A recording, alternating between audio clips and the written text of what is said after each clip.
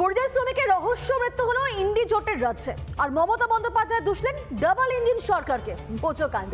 আচ্ছা, বিধানসভা নির্বাচনের আগে কি বিজেপি সিন্ড্রোমে ভুগছেন মাননীয়া?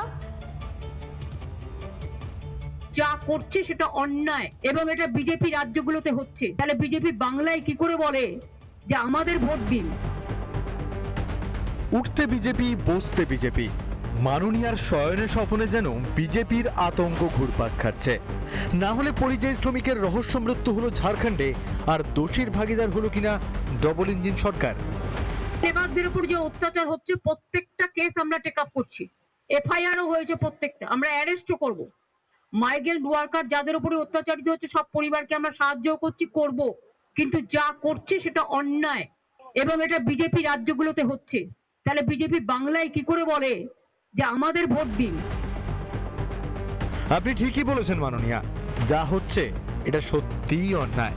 বাংলায় যদি আপনি চাকরি দিতে পারতেন, রুটি রুজি জোগাতে পারতেন, তাহলে কি আর ভিন রাজ্যে যেতে হতো?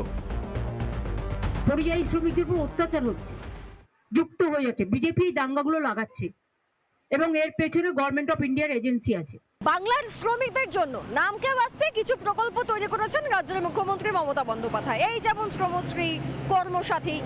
5,000 টাকার টোপে পরিযায়ী শ্রমিকরা আদৌ ফিরতেই চাইছেন না, আর যারা ফিরছেন তারা প্রকল্পের বাস্তবতাকে বুঝে ফিরে যাচ্ছেন।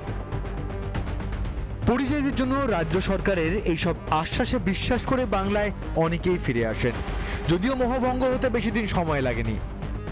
মাননীয়া শুভনন্দন, ফেব্রুয়ারি মার্চ মাসে, তারপরে ভগবান না করুক আপনি যদি না থাকেন পরে, তাহলে কে দিবে? তার জন্য বলছি কাজ দিন, কাজ। শুভনন্দন, ভালো থাকবেন, কিন্তু এই টাকাটা পাবে কারা? আপনার দলের ছেলেরা পাবে নাকি প্রকৃত পরিযায়ী শ্রমিকরা পাবে? পরিযায়ীদের পাশে নেই, অথচ গর্জনে কার্পণ্য নেই রাজ্য সরকারের।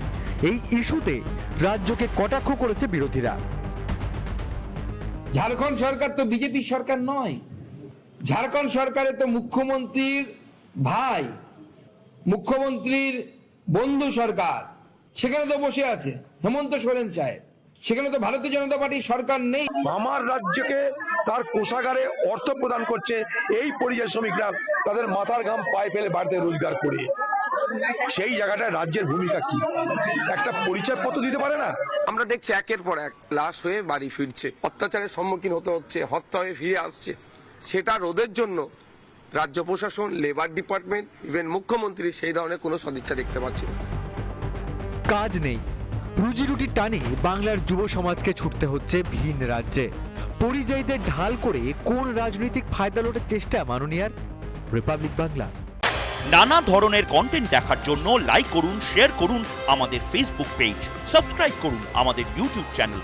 পাশাপাশি অন্যান্য ব্রেকিং নিউজের জন্য অবশ্যই চোখ রাখুন রিপাবলিক বাংলায়।